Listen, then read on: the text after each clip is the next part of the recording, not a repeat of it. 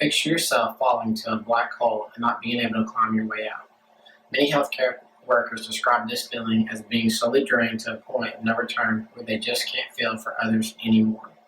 This feeling of despair has a name and it's called compassion fatigue. This term is not to be confused with burnout. Compassion fatigue affects you not only mentally, but emotionally and physically as well. Most healthcare workers, when they experience compassion fatigue, do what they do best. They give more of themselves until they are completely tapped out and feel like they have nothing else left to give of themselves. This psychological foe can lead a person who entered the healthcare profession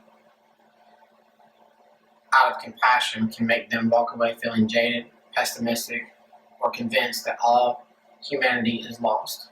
Compassion fatigue is one of the deadliest adversaries known in the healthcare profession, but you're not alone in this battle to combat compassion fatigue.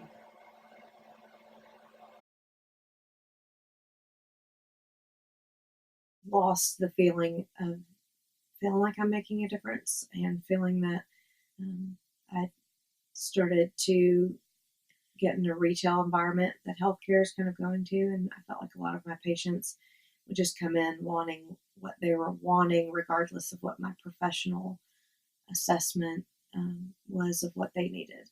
For example, antibiotic therapy, if they came in and they paid a copay, they really felt strongly that they should get an antibiotic, whether it was indicated or not. And so I definitely feel like I felt a great deal of um, compassion fatigue of just not being able to do the right thing for everybody and just feeling like um, if I can't do this 100%, then I'm just not going to be able to do it because I can't make the difference that I originally went into this to do.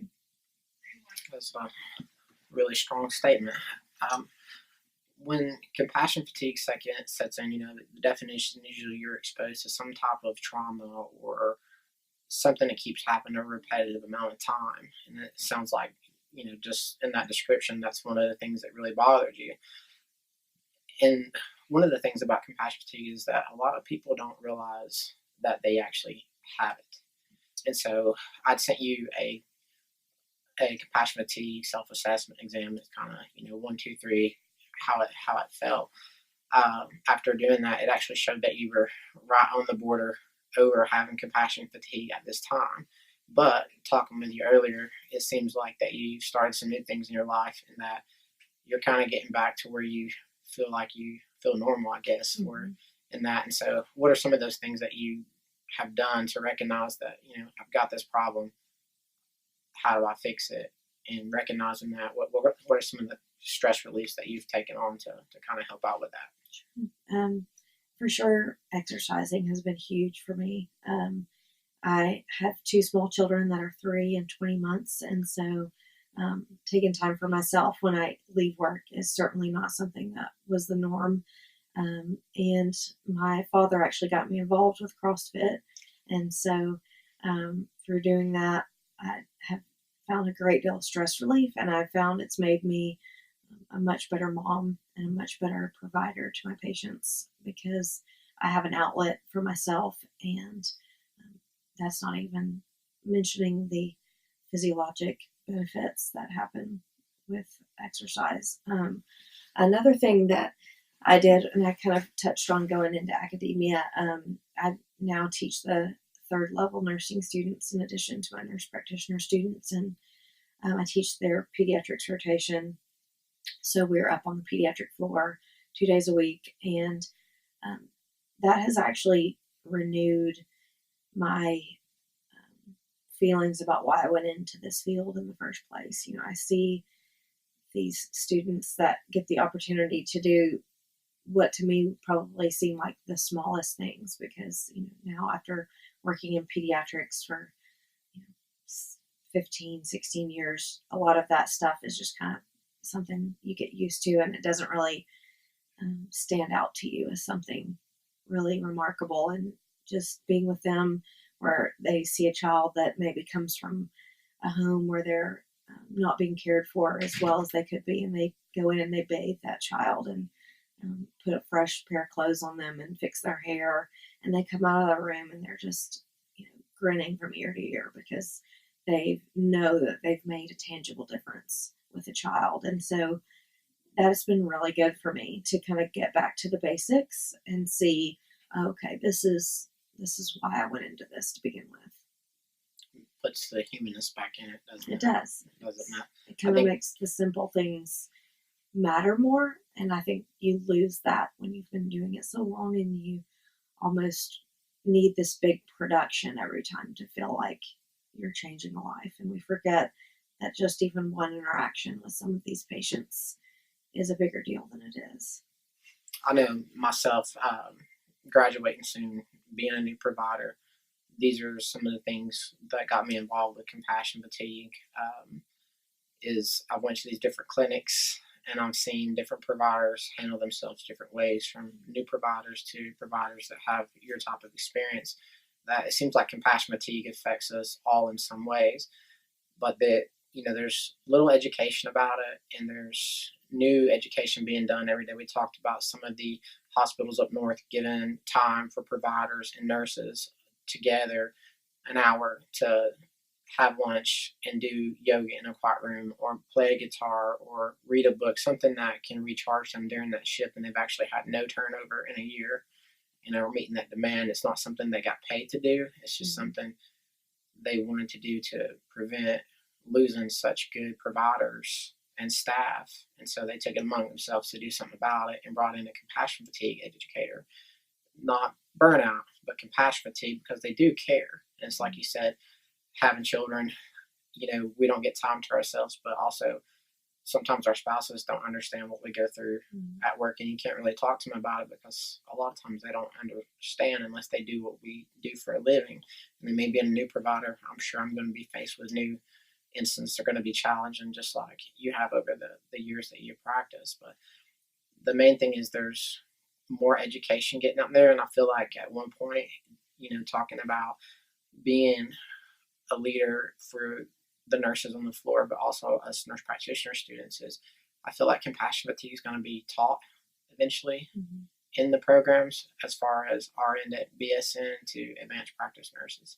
So I kind of feel like this will kind of go with theory and what to experience. And so do you think that would be something that would actually fit well with our programs here, to learn about compassion fatigue, to know that when you get out and you're practicing, and I'm going to be scared, and but I'm going to try to make a difference, that I'm not alone.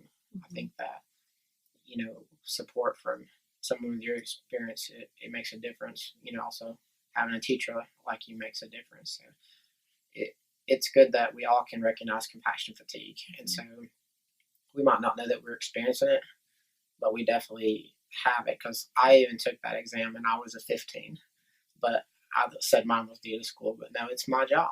I mean, I know that, and I started the same things, taking care of myself, and it's kind of it makes a difference when you put yourself first. Not necessarily being stingy with yourself, but as in just 30 minutes makes a difference to clear your mind or get you recharged to do the job that we do, or give the care that you want to care, and provide for people. Let's say we were working together and I was having, you could see I went from this really upbeat gentleman to didn't really want to talk no more, kind of ended out my patients. Can you believe this is wrong with them? This, that would be signs of compassion fatigue, that you lose hope in what you're doing, and that, they say it can be so severe that you change jobs altogether, that you don't want to be in this field after you've done all this education and went to school for years. So do you think if you're practicing that, you could recognize it not only in, professionals, interprofessional relationships, but also students that are coming up to be, advanced practice nurses? Do you think that's something now that you would probably be able to recognize and be able to talk to them about, and then let them know that there is help out there, from counseling to support groups to just self-relaxation, from meditation, yoga, painting a picture, reading a book? Those help decrease this. And so, that being said, when we started the process of doing this for the interview, it's like you said, you really didn't have any idea what compassion fatigue is. Kind of know what burnout is, because everybody uses that terminology, but they are different. And so that what I'm trying to do is make a difference in making people aware of compassion fatigue, not just in myself, but other providers. Place with this, so I would say you don't get much rest then, right? No. And so, with compassion fatigue, one of the main things is identifying it, and you just told me that you recognize that it kind of weighed on you a little bit, and then did you recognize that, or how did you recognize that? I did, because I work Tuesday through Friday, so I have Saturday, Sunday, Monday off when I'm not on call. And, like I said, I was taking calls on those days because it's like I wanted, consistency with my patients. So I wanted them to always, me to give the orders. And then as I had done it for a couple months, I realized it was just wearing me down. My attitude wasn't good, and, I just became, tired, and, it was like there was never a break from patients. It was always nonstop vacation, time off. And what did you seem to do that kind of helped fix that situation? At that time, I just I just stopped, taking those calls when I wasn't on call. If I was on call, that was one thing, but, I quit taking my calls on Mondays. I quit letting them email me on Monday or call me on Monday or things like that. And then start taking vacations out of the country. I'm assuming that helps. And that helps because there's no phone ringing. Even when I go on mission trips to Honduras, we have Wi-Fi, so you still get your emails, you still know what's going on. But if you actually go, somewhere like a cruise, then you get actually away from work for a full week. It kind of helps you recharge and reset your mindset. You're not thinking about work, you're not looking at your email, you're not looking at the list of who died that morning or who was admitted that morning. And then about a year ago, I started working out at the gym to not only get healthier, but that takes a lot of stress off too. And so the physical fitness part of it kind of helps release the stress and anxiety of the job as well. So, but just taking care of yourself in general seems to be a stress release. So, do you think that being self-aware now of those and recognizing that is something you could recognize in other people as well as your coworkers? Yeah. For example, my supervisor, she wears herself down every day, and you can just see it in her. You can see by the end of the week she's exhausted, but she keeps going 90 to nothing. That's just her thing, but you can see it's not good for her. And so, and one of the things, compassion, the self-exam that you did, if you score 15 or higher, it states that you have compassion. You actually are very low on it, so it shows that you are taking care of yourself. And the self-exam you did you like the exam, the little self-study test? One of the things that I got from that is you're the only one that has not shown that you have compassion fatigue at this time. Out of the 3 other interviews that I've done, that you've actually been the only one that has scored below the 15, and actually you were an 8. So it shows that you actually found a good balance between what's going on and in your life. You're able to balance life, your work, and your stress load all together. So it seems like you do have a very good handle on what's going on, especially with the field of practice that you're in. I can see where death and dying and end-of-life care can not only weigh on you, but just your emotions, mentally, physically, and emotionally, but then your home life as well with your family. And so do you have a hard time talking to your family about your job, or do they even understand at all? My mother's the only person who lives with me, so it's just she and I and the dogs. But, I think she, having had lost somebody herself, because I had a sister who passed away when she was young, I think she gets what I do, so we can, within reason, talk about it. You have a mutual respect then for it. Yeah. Compassion for it. So I think that's a healthy relationship then. So, but I think today, just talking to you about compassion fatigue and the little video I showed you about the other nurses and providers that work in it, it gives you a heavy heart. And then I know you definitely do this job because you love it. This is a calling, not something that you do because it's a paycheck. But when you're involved with hospice at Chattanooga, what you do is, y'all see pediatrics and geriatrics as well, and serve the community for end-of-life care, and it's a very special need that you do.